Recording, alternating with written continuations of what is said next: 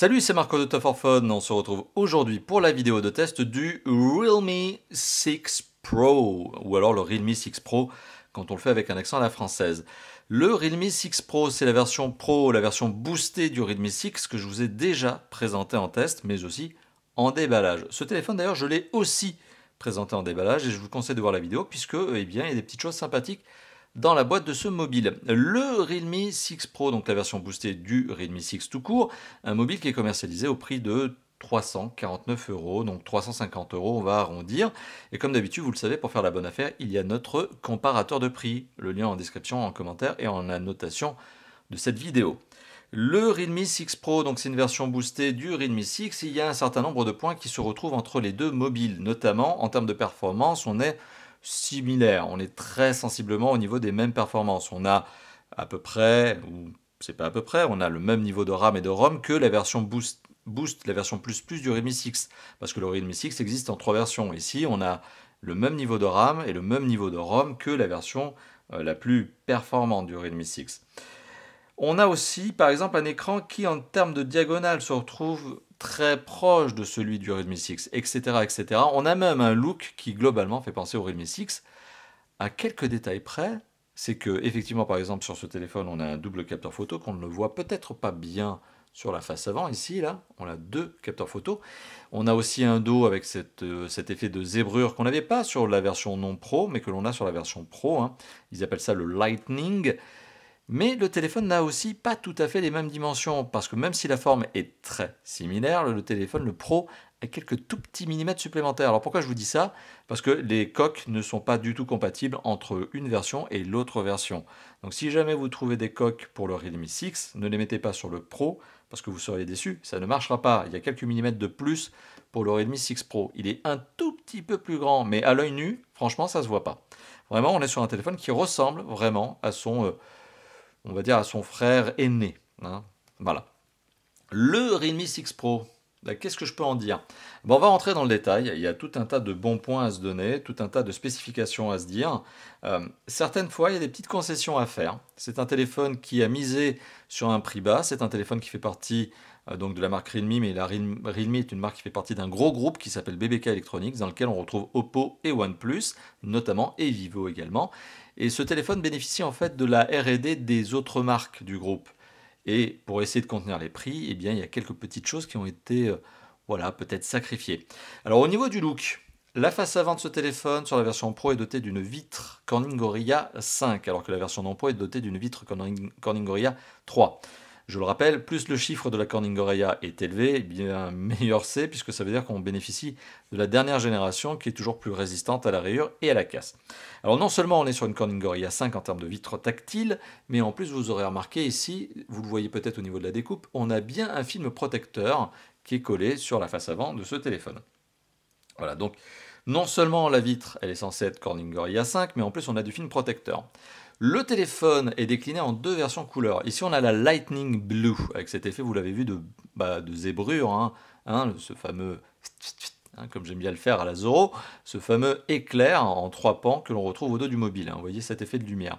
Alors ça, c'est le Lightning Blue parce qu'il est bleu. On a aussi le Lightning Red parce que il est rouge. Voilà, donc c'est l'autre déclinaison couleur. Le téléphone possède un look qui est extrêmement similaire, comme je vous l'ai dit, à celui du Realme 6 tout court, pardon.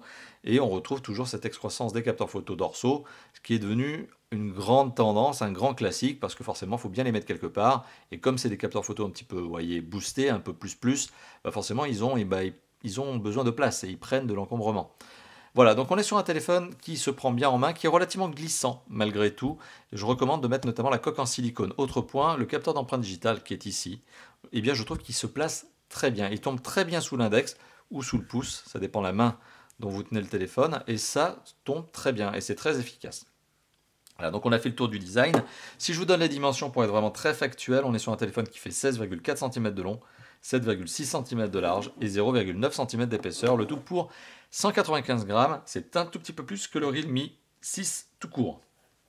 Alors maintenant on va passer au niveau de l'écran. L'écran est l'un des points forts de ce téléphone, mais il suppose une concession. Ah si, petite concession au niveau du design, parce que j'ai dit que des belles choses sur le design. Il y a quand même le même effet que sur le Realme 6 tout court, c'est que le dos est en plastique et il a une toute petite souplesse. Je ne sais pas si on arrive à le voir à la caméra, mais quand je fais ça, il y a voilà, un tout petit enfoncement au niveau justement du dos du téléphone. Je ne sais pas si vous le voyez. Voilà. Donc ça, c'est une des concessions à faire de ce téléphone. Au niveau de l'écran, il y a aussi une concession. Bon, déjà, on va commencer par tous les bons points. La diagonale, 6,6 pouces. Donc c'est une sacrée belle diagonale. On est sur un format 20 neuvième si mes souvenirs sont bons. On est aussi sur un très bon ratio, supérieur au 16 neuvième, ce qui veut dire que, soi-disant, c'est plus immersif. Oui, c'est vrai, mais quand vous regardez une vidéo au format 16 neuvième, forcément, vous êtes obligé d'étirer la vidéo ou de cropper dans la vidéo, donc rogner la vidéo. Donc voilà, ça c'est la particularité des écrans, on va dire, autres que 16 neuvième, puisqu'aujourd'hui la plupart des vidéos sont encore au format 16 neuvième, y compris les vidéos de la chaîne de Top for Fun. Donc on a ce très bel écran avec une résolution Full HD, alors que certains concurrents auraient pu essayer auraient hésité à mettre du HD tout court, à HD+. On a du Full HD+, ça veut dire qu'on a 2400 pixels par 1080 pixels, ce qui nous donne une densité de pixels d'à peu près 400. Alors l'image est nette, l'image est plutôt colorée, pas autant qu'un AMOLED et pas autant que certains téléphones de marques concurrentes qui ont tendance à mettre vraiment très vives les couleurs, sachant que, parenthèse à faire, les couleurs, vous pouvez gérer la température. C'est-à-dire que dans les paramètres du téléphone, vous pouvez décider d'avoir une couleur plutôt chaude, donc plutôt jaune-rouge, ou plutôt froide, plutôt bleu. Donc voilà, ça c'est le genre de tendance couleur que vous pouvez maîtriser dans les paramètres du téléphone. Le contraste en lui-même est tout à fait correct dans les standards d'un écran IPS, puisque c'est bien un écran IPS. Là, je vous ai donné plein de specs. J'aurais probablement mis une incrustation ici pour vous permettre de vous voir aussi ce que donne la qualité d'image de cet écran. C'est un bel écran. L'image est sympathique. On a plaisir à regarder des films, on a plaisir à jouer à des jeux vidéo sur ce téléphone. On a plaisir à naviguer sur Internet, etc. etc. Donc, oui, l'écran est sympathique. Il y a quand même un détail qui fait que, comme je vous le disais tout à l'heure, il y a besoin de faire une concession, c'est que l'écran a une luminosité qui est relativement moyenne, dans le sens où, comme le Realme 6, on a une luminosité qui ne dépasse pas, ou de très peu, les 400 nits. Mesuré par mes soins, on est à 430-440 nits, donc candela par mètre carré, c'est l'autre appellation. Et je le rappelle, plus ce score est élevé, mieux, plus on aura de facilité à regarder l'écran, l'image, face à la lumière du soleil. Plus la luminosité maximale du téléphone est basse, moins on aura de facilité à voir notamment en contraste l'écran face à la lumière du soleil. Vous voyez, c'est ce genre de choses. Donc l'intérêt de nits, l'intérêt de la luminosité d'un écran, c'est ça. Et bien malheureusement ce téléphone, il est plutôt moyen, comme je vous l'ai fait comprendre. On est entre 430 et 440 mesurés par mes soins. La marque revendique 480, j'ai jamais réussi à les atteindre. Ça ne veut pas dire que la marque est menteuse, ça veut dire que malheureusement, par mes propres tests, on n'y est pas. Et donc ça arrive, c'est pas la première fois que ça arrive sur un constructeur. 440 nits au maximum. Bon, voilà une des concessions, là où certains concurrents, parfois, offrent du 600 nits. Mais, ça peut s'expliquer, sans doute parce que le constructeur a décidé d'avoir un écran qui va jusqu'à 90 images par seconde, là où les concurrents en général ont des images qui s'arrêtent à 60 images par seconde. Alors, 90 images par seconde, c'est bien beau, mais qu'est-ce que ça veut dire? Ça veut dire que si le contenu que vous regardez, que ce soit un jeu vidéo adapté à avoir 90 images par seconde, et les derniers FPS type PUBG, type Fortnite, je dis type, sont capables de le faire, soit aussi des vidéos qui sont filmées en plus que 60 fps, bon ça pour le coup c'est extrêmement rare, bien vous aurez une extrêmement bonne fluidité d'image. Voilà, donc ça c'est la particularité de cet écran. Écran 90 Hz, donc 90 images par seconde, là où les concurrents sont généralement bloqués à 60 images par seconde, sauf des très hauts de gamme qui eux sont capables d'aller plus haut. On a parlé de l'écran, maintenant on va parler du son. Alors le son il est véhiculé par plusieurs moyens. Il est véhiculé par un écouteur tout à fait standard qui donne un son sur lequel on n'a pas grand chose à dire. Quand vous êtes en appel, ça marche très bien. On est aussi sur un son véhiculé par un mini jack, lequel là aussi il n'y a pas de critique à formuler, si ce n'est que les écouteurs qui sont fournis avec le téléphone, que je n'ai pas pu vous montrer parce que j'avais la version presse, sont des écouteurs qui ne sont pas forcément bluffants. Autre chose, le haut-parleur, lui, pour le coup, est très étonnant. Très étonnant dans le sens positif du terme. On a ici un écouteur, un haut-parleur, pardon, qui dépasse les 130 décibels. C'est juste énorme. C'est-à-dire que mon sonomètre, que j'utilise donc pour tous mes tests, n'a pas réussi à mesurer la totalité de la puissance du haut-parleur. À partir de 130 décibels, le sonomètre s'arrête. En fait, il n'est pas capable d'aller plus haut. Ce haut-parleur en balance beaucoup plus à la sortie. Forcément, quand vous vous écartez, il y a de la dispersion, le son se perd, mais à la sortie, c'est juste bluffant. Donc tout ça pour vous dire que le son du haut-parleur est puissant. Ça va vous réveiller, ça va vous arracher les oreilles. Donc un haut-parleur qui en plus offre un son, on va dire d'une qualité tout à fait convenable. Voilà, tout simplement. Donc on est sur une bonne image, comme je vous l'ai dit, et un bon niveau de performance au niveau du son, un bon niveau de son. Alors maintenant, pour parler des performances, justement, eh bien, je vais ouvrir la petite application Antutu, hein, la petite application Antutu des familles, hein, avec laquelle je n'ai aucun partenariat, je vous le rappelle. Hein, je l'ouvre tout simplement parce que ça me permet de benchmarker les téléphones entre eux et de vous montrer ici qu'on est à 286 000 points. Ouais, on peut arrondir à 286 parce qu'il y a quelques centaines de plus ou 287, peu importe. Bon, on est dans les mêmes niveaux de performance que le Realme 6 tout court qui lui était doté d'un processeur Mediatek. Mais ici, on est doté d'un processeur qui n'est pas un processeur Mediatek, mais qui est un processeur Snapdragon. Et c'est un Snapdragon 720G couplé avec un Adreno 618, mais ça c'est normal, les deux vont de pair. Donc qu'est-ce que ça veut dire en fait? Eh bien ici on n'est pas sur un Mediatek, on est sur un Snapdragon qui est un processeur autrement plus coûteux pour la marque et qui présente un avantage ici, clairement, de mieux gérer l'autonomie du téléphone, de mieux gérer sa consommation énergétique. Du fait donc de cela, on a une autonomie accrue. Le Realme 6 n'était pas un téléphone particulièrement brillant au niveau de son autonomie, alors qu'on a une très belle batterie. Le Pro est meilleur que le non Pro parce que processeur. Voilà, donc comme quoi finalement un processeur ça a quand même son intérêt. Hein. C'est pas que le niveau de performance, parce que comme vous l'avez compris, les deux entre le Mediatek et le Snapdragon ont exactement, allez, à quelques milliers de points près, le même niveau de performance. Mais à l'usage, on ne sent pas du tout la différence. Mais celui-ci a une meilleure autonomie. Clairement, cherchez pas, c'est un quart de journée supplémentaire, c'est pas anodin quand même. Hein. À la fin de la journée, il y en a un qui va tomber plus vite et l'autre qui vous laissera encore quelques heures d'usage. La version Pro. Donc ça, c'est le bon point à mettre au compte de la version Pro parce que processeur Snapdragon. Au niveau de la mémoire vive, comme je vous l'ai dit, il y a 8 Go de mémoire vive et 128 Go de mémoire de stockage qu'on appelle on va dire par abus de langage la ROM. Sur les 128 Go de ROM, il y en a 111 qui sont disponibles au premier démarrage et après les premières mises à jour, les premières installations d'applications natives, parce qu'il y en a, et notamment la surcouche. Bon, donc on passe de 128 à 111, mais 111, c'est largement suffisant pour se sentir à l'aise au niveau de l'espace de stockage. Alors à noter que ce téléphone dispose du même niveau de RAM de ROM que la version Boost du Realme 6. Le Realme 6 existe en 3 versions. La version la plus, on va dire, haut de gamme du Realme 6 est donc dotée des mêmes niveaux de RAM ROM que la version 6 Pro. Donc c'est pas ça la différence finalement, et c'est pas ça qui justifie les 50 € supplémentaires du Realme 6 Pro. Comme je vous l'ai indiqué en début de vidéo, effectivement, il y a un écart de prix. Ce téléphone, maintenant on va parler de la connectivité.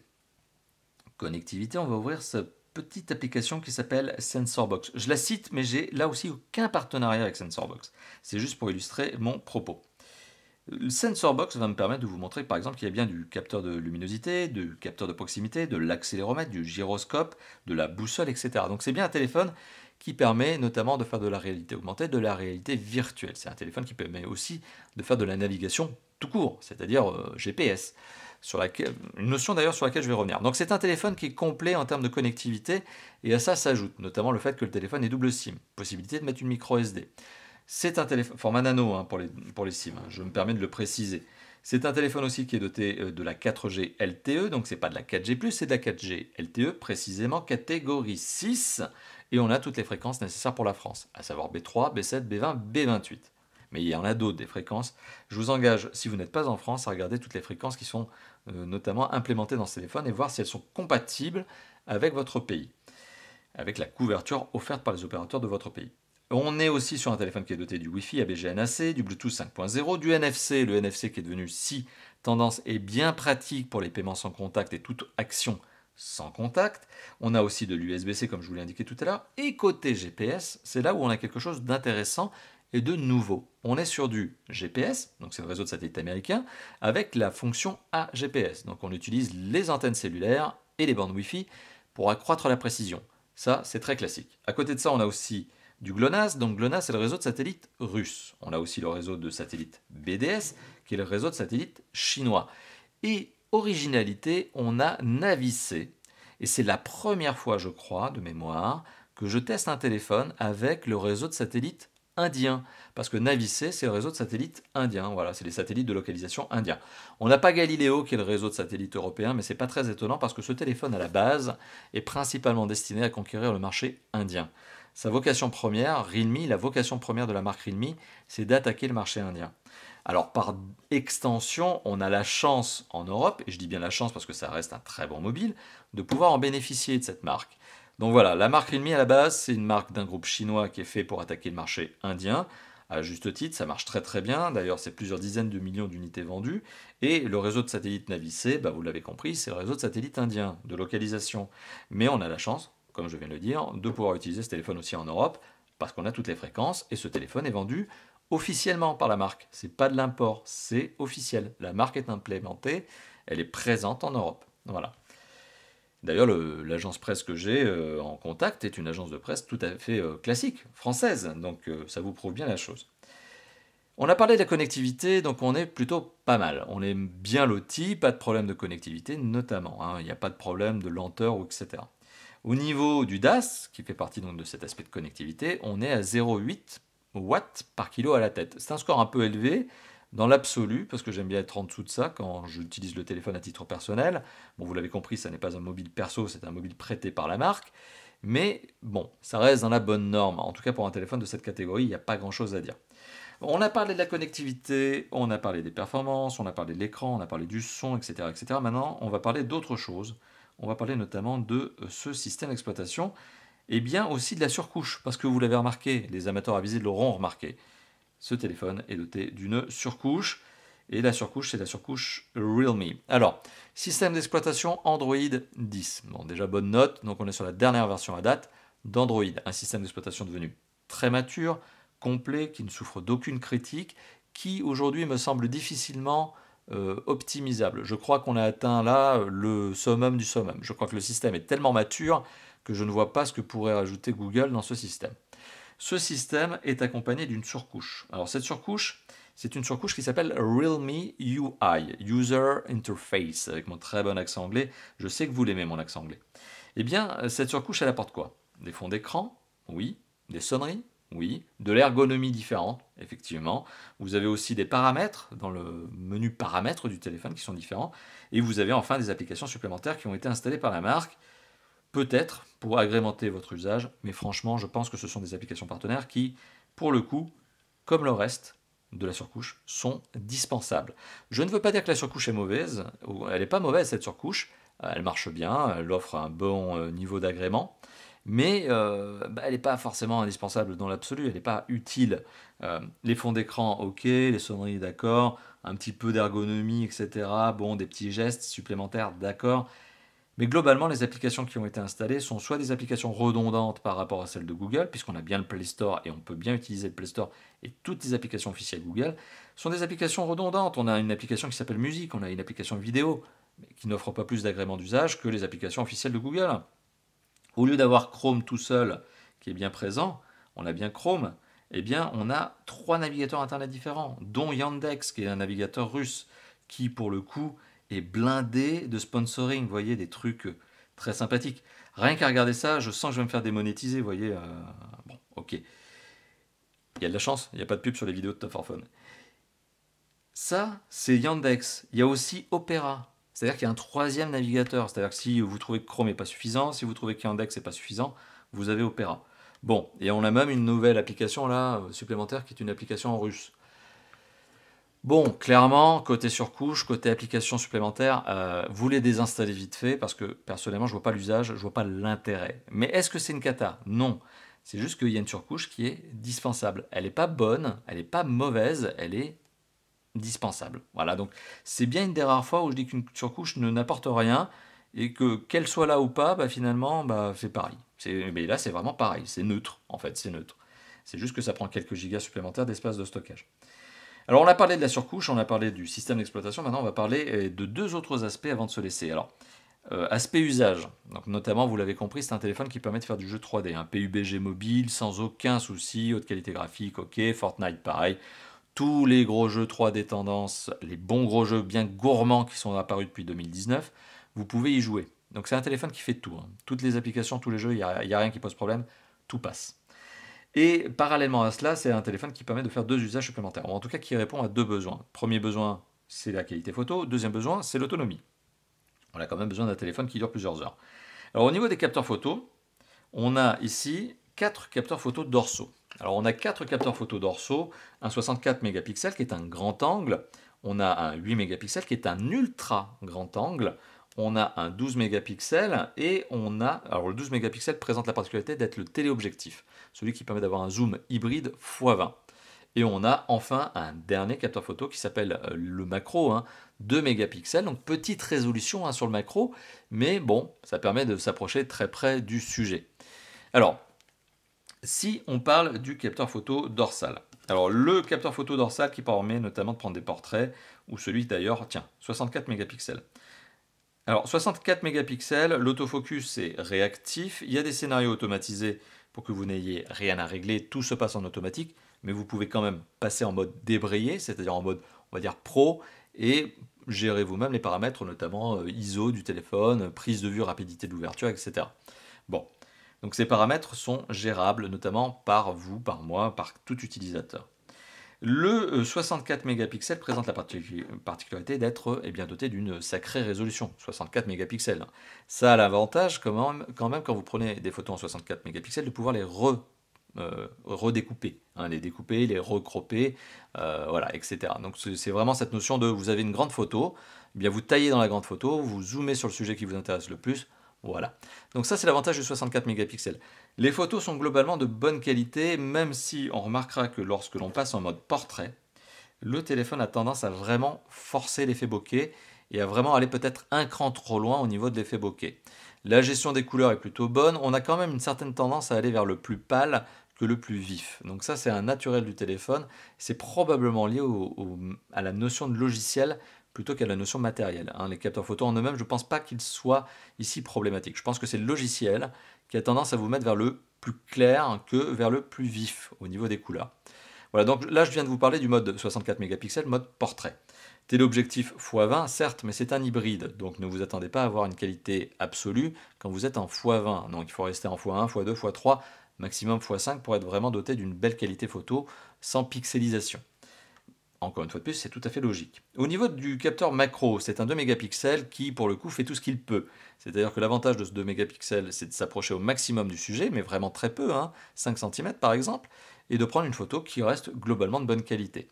Après, dans l'absolu, ça manque de définition, ça manque de résolution. C'est-à-dire qu'on a un 2 mégapixels qui, a beau faire tout ce qu'il peut, ça reste qu'un 2 mégapixels. Donc on ne peut pas faire grand-chose dans la photo elle-même. Vous voyez, donc si vous avez envie de faire de la manipulation photo, ça ne sera pas trop possible. Et au niveau des capteurs photo frontaux, on en a deux. On a donc un capteur photo frontal de 16 mégapixels qui est un grand angle et un autre capteur photo qui est un 8 mégapixels qui est un ultra grand angle. Alors, les capteurs photo frontaux offrent une bonne qualité photo, si ce n'est que selon moi, bon, il y a toujours premièrement ce problème qui est qu'il faut une distance minimum d'1 mètre entre le sujet et la photo, donc l'appareil photo. Donc c'est-à-dire que si vous voulez vous faire un selfie, tenez bien votre bras tendu. Voilà, donc c'est la particularité. Mais c'est très classique ce que je suis en train de vous dire. Donc, plus court que la distance de votre bras tendu, vous risquez de vous retrouver avec quelque chose d'assez désagréable, qui est qu'en fait, la photo va faire sa prise de netteté, son focus derrière vous et pas vers vous. C'est notamment ce que j'aurai l'occasion de vous montrer avec la photo échantillon. C'est que vous verrez qu'en fait, le sujet que j'ai pris en photo, qui est le Pip-Boy, eh bien, se trouve en fait flou, alors que ce qui est derrière lui est net. Donc en fait, c'est vraiment cette notion de focus. Donc vraiment 1 mètre minimum. La qualité photo reste, on va dire, globalement convenable. Il n'y a pas de grosses critiques à faire au niveau du capteur selfie, si ce n'est que je trouve que le grain est un peu trop important. Et pourtant, j'aime bien ça. En général, j'aime bien les photos qui ont un bon piqué, c'est bien tranché au niveau des photos, mais là, je trouve que c'est un cran trop loin. Donc je pense encore une fois de plus que c'est la notion de logiciel qui a été customisé de cette manière-là et qui est allé un cran trop loin. Mais c'est pas désagréable dans l'absolu, c'est juste que c'est pas tout à fait ma tasse de thé, mais c'est pas mauvais. Voilà. Donc au niveau de la qualité photo, bon, on sent quand même qu'on est sur un photophone qui fait son travail et qui est tout à fait sympathique. Au niveau de la batterie, de l'autonomie, alors la batterie, c'est une batterie qui est exactement la même que celle du Realme 6, c'est une batterie de 4300 mAh, qui présente la particularité de pouvoir être rechargée via une recharge rapide VOOC, qui est une recharge rapide du groupe BBK Electronics. C'est Oppo qui l'a lancé la première fois. Bon, ça vous donne des noms qui vous serviront peut-être à rien et qui vous disent peut-être rien, mais tout ça pour vous dire qu'on est sur une recharge rapide qui fait partie des meilleures du marché à l'heure actuelle. Recharger ce téléphone, c'est environ 1 heure pour passer de 0 à 100%. C'est excellent. Alors pour passer de 0 à 100% en 1 heure, bien sûr, vous devez utiliser le chargeur spécifique qui est fourni avec le téléphone, bonne note, et qui est un chargeur 30 watts, donc il va envoyer plein pot sur le téléphone. Voilà, donc c'est la particularité de cette recharge. C'est une recharge rapide, mais même très très rapide. Le téléphone a une autonomie sur cette version-là, 6 Pro, qui est donc meilleure que l'autonomie du 6 tout court. Pas parce que la batterie est plus grosse comme vous l'avez compris, simplement parce que le processeur est un Snapdragon qui est moins énergivore, plus malin au niveau de son profil énergétique. Donc c'est un bon point. Ici, on arrive à atteindre la journée avant la recharge sans aucune problématique, sauf si vous faites du jeu 3D. Si vous faites du jeu 3D pendant des heures, bon, faut pas vous étonner. Mais si vous faites de la vidéo, vous regardez des vidéos, vous faites de la navigation internet, vous téléphonez, vous répondez à quelques SMS, bon voilà, vous faites du snap, ok, d'accord. Là, ça tiendra parfaitement avant une journée avant d'être rechargé. C'est donc un point clairement meilleur que la version 6 tout court. 1 heure de vidéo, pour vous donner vraiment une échelle, 1 heure de vidéo, c'est 12 à 14% de batterie consommée. La version 6 tout court, ça consomme à peu près entre 4 et 6% supplémentaires. Ça se sent vite à la fin de la journée qu'il vaut mieux avoir la version Pro qui vaut 50 € de plus. Hein.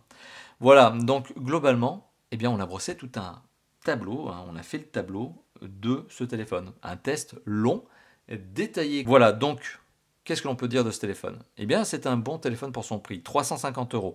Alors, 350 €, c'est aussi un de ses problèmes. C'est que ce téléphone, à ce prix-là, se met en concurrence frontale avec d'autres téléphones, d'autres marques. On pourra notamment citer, certes, Oppo, certes, OnePlus. Bon, OnePlus, c'est plus cher que ça, mais d'autres marques du groupe BBK Electronics.